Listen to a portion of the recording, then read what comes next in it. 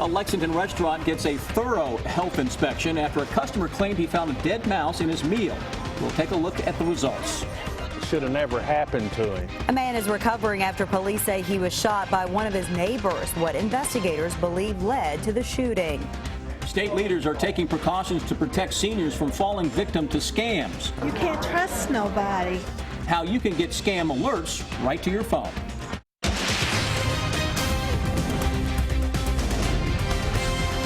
This is WKYT News at 5:30. Good evening to you. They say they passed their inspection. Tonight, a Lexington restaurant at the center of a social media firestorm has reopened. Red Bang Bang Chinese restaurant on Maxwell near Limestone Street temporarily closed after a customer claimed he found a dead mouse in his food. And the health department inspected the restaurant twice and said it found no food contamination. Sean Moody talked to the owner. It's our top story at 5:30. Didn't look this afternoon like anyone was all that concerned about rodents here at Red Bang Bang. A line stretched out the front door for hours. The owner says he's thankful to see this community support. Red Bang Bang had been closed since June 21st. This all started with a Facebook post from someone claiming they found a dead mouse in their meal. The owner said he called in the health department to do an inspection. They said they found rodent droppings, but no evidence of food contamination. Today, with a 100% health department score, they reopened, offering everyone who comes in today a free meal. It's been like this since we opened, so it's pretty crazy. Yeah. People in that line stretching all the way out the door said they weren't at all concerned about contamination. They were impressed by the restaurant's response to the whole thing. And I think this is awesome, really, that they are giving out free meals today to show everybody that they are clean and everything else. So. Inside, workers rushed to keep up with the demand of that huge line. The owner hopes the whole rodent deal will fade away. He's thankful for the support. We know that, we owe a lot to the community.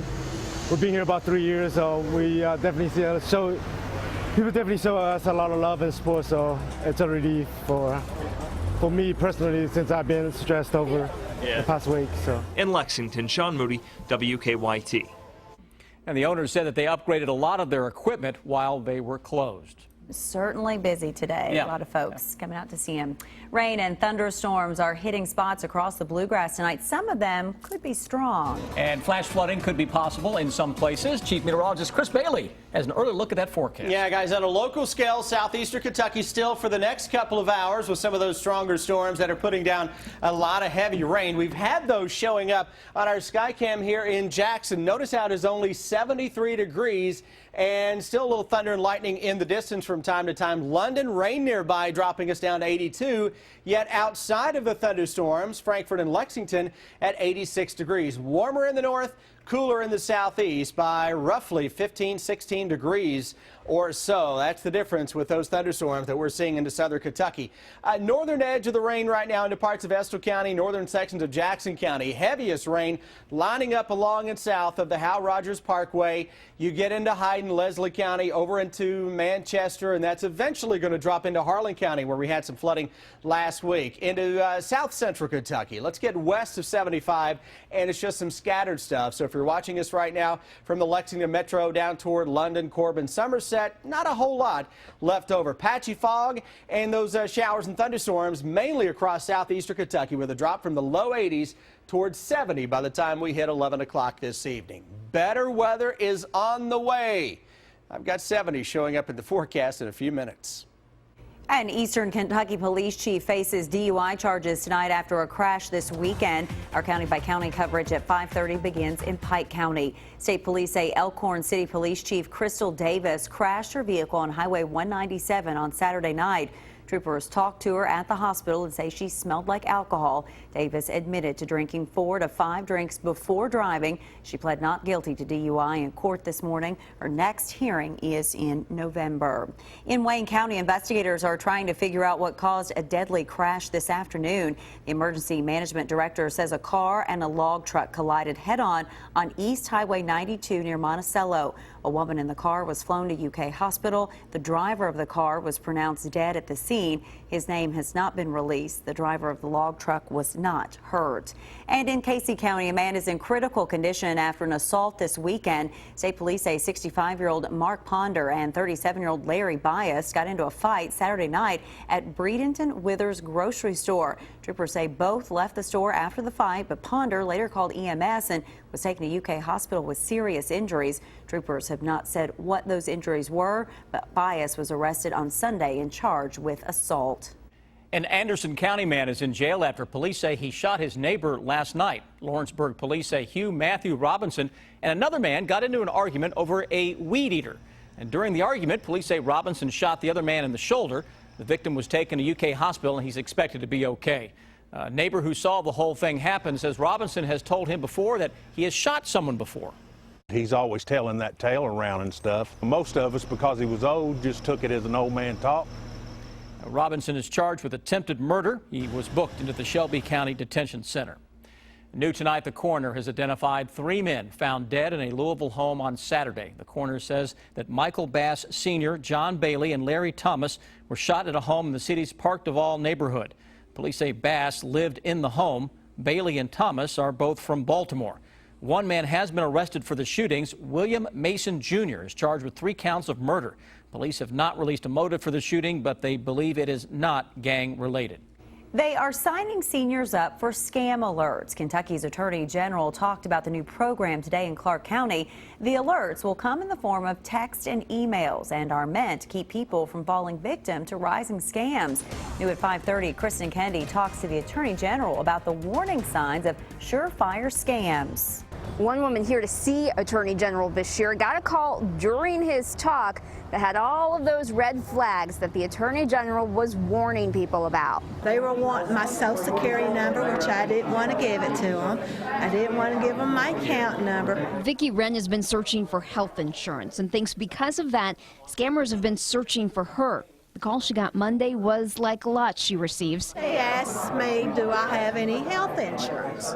And I said, no, I've been looking for some health insurance. And they said, well, what's your account number? And we'll look it up on the internet. And we'll see if we can find you some stuff on the internet. She says she's always wary about giving out her bank account number. You can't trust nobody. Attorney General Andy Beshear worries Wren is in the minority. Right now, seniors are being preyed on through scams at a rate we have never seen before. New scams his office is now seeing include fake utility bill collectors and fake fraud security branches calling to collect on Visa and MasterCard accounts. These scams are also really complex. Anybody can fall for them. This is receiving a text or an email once a week that may be the difference between you falling for a scam and losing that money and not. The Attorney General wants everyone to sign up for those scam alerts. All you have to do is text KYOAG scam to GOV 311. In Winchester, Kristen Kennedy, WKYT. The Attorney General says they send out scam alert texts and emails weekly. The scheme targets the homeless and those down on their luck. Authorities say the problem is nationwide. It's called Operation Homeless, and the crime is gaining momentum. You're looking at bank surveillance photos of a homeless man who was caught trying to cash counterfeit checks. Authorities are trying to get the word out to small business owners about what they call Operation Homeless. Here's how it starts. Thieves steal checks from the mail system. And these checks have valuable information like routing numbers and account numbers. This information allows the perpetrators to duplicate this information onto counterfeit checks. Then recruiters seek people who can help get these counterfeit checks cashed with a valid ID. So these crews, they'll go to shelters in the local area and they'll recruit people and they'll say, hey, do you want to make a couple of dollars? They'll offer them some quick money. Recruiters then forge the stolen checks to have the individual's name, but that's not all. They kind of dress them up. They dress them up as construction workers, painters, to make their stories more believable. After being prepped, individuals are sent into the bank.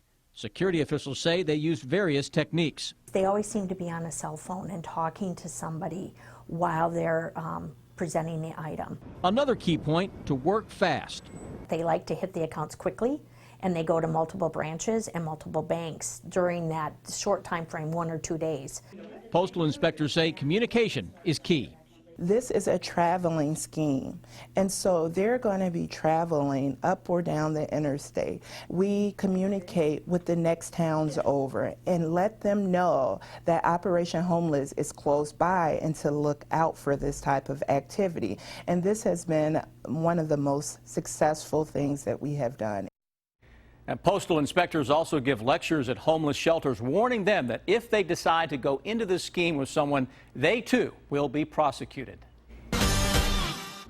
State employees here in Kentucky are keeping an eye on the Brexit vote in the United Kingdom and how it will affect pension plans. Democratic presidential candidate Hillary Clinton swings through a swing state. Bill Bryant has the details in the bottom line. Good evening. The volatility set off by the Brexit vote in the United Kingdom could affect pension plans here in the U.S., and an activist on the Kentucky employment retirement system is wondering aloud about the situation. Retired state employee Jim Carroll took note of a report out of Massachusetts showing the UK's decision to leave the European Union could lead to a drop of 1.5% to 2% in the value of that state's investments. But the Pensions Reserves Investment Management Board in Boston said a worst-case scenario could result in a 9% drop. On Twitter, Carroll made note of Kentucky's shortfalls that already exist, indicating it's a situation to watch. Democratic presidential candidate Hillary Clinton campaigned up the road in Cincinnati today as she tries to pull off a win in the important swing state of Ohio. Massachusetts Senator Elizabeth Warren joined her on the trail. Warren is said to be on Clinton's short list of possible running mates. Clinton said she would hold Wall Street executives accountable for misdeeds that hurt workers, and she said she would concentrate on rebuilding America's infrastructure, including roads, bridges, and increased access to broadband internet. Republican candidate Donald Trump got a thumbs up from a Southern GOP member of Congress today. Representative Tom Price of Georgia said on morning TV that Trump is absolutely qualified to be president. And the Trump campaign is quickly increasing its digital strategy. The Hill reports the Trump camp is now emailing fundraising requests, and there is a new website that highlights what he contends are lies by Clinton. It all comes as a couple of polls show Trump slipping in some national surveys, but keeping it competitive in some battleground states. In southern Kentucky, there will be a special election in Williamsburg tomorrow, where voters in the city limits will decide whether to expand alcohol sales. The city voted in 2012 by just 14 votes to allow larger restaurants to serve alcohol. The question on the ballot tomorrow will decide if sales will expand to include package sales at stores. Bill Bryant, WKYT. New tonight, we have learned that Kroger has filed a lawsuit against Visa over PIN debit transactions. And the Wall Street Journal reports the grocery store claims that Visa has threatened to raise fees and cut off the grocery's acceptance of debit cards. And Kroger required customers to authorize their chip debit card transactions with a PIN and routed the transactions to networks other than Visa. Visa says that goes against their rules. Now, Kroger says that so far Visa has fined them $7 million over the dispute. Walmart filed a similar lawsuit last month. A traffic alert tonight for drivers in Scott County. Blasting will resume for Interstate 75 near mile marker 127. It's all a part of the interchange project for US 32 Champion Way and US 62 Cherry Blossom Way. A rolling roadblock will be in place for both directions. Delays will be about 15 minutes. It starts today and will run through August 24th.